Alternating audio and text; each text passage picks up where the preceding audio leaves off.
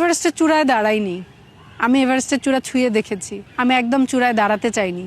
সে চূড়ার পরে আর কিছু নেই, আকাশ। আমি একটু আকাশটাও ছুঁয়ে দেখেছি। আমার স্বপ্নটা ছিল আকাশ ছোঁয়ার, পৃথিবীর সর্বোচ্চ বিন্দুতে দাঁড়ানোর। তার আবহাওয়ার মধ্যে যখন ৮,০০০ মিটার উচ্চতায়, প্রায় ৮,০০০ মিটার উচ্চতায় ক্যাম্প 4-এ পৌঁছালাম, তখন ভয়ঙ্কর ঝড়।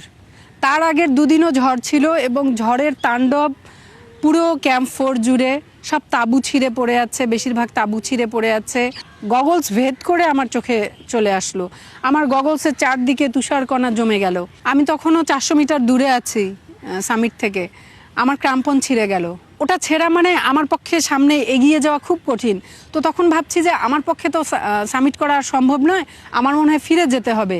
তো তখন এই যে কষ্টটা, যে আমার ফিরে যেতে হবে, তো এই কষ্টটা পাওয়ার আগেই আমি চিন্তা করলাম যে ফিরে যেতে গেলেও আমার ক্রাম্পনটা লাগবে। তো তখন আমি আত্মবিশ্বাস ফিরে পেলাম।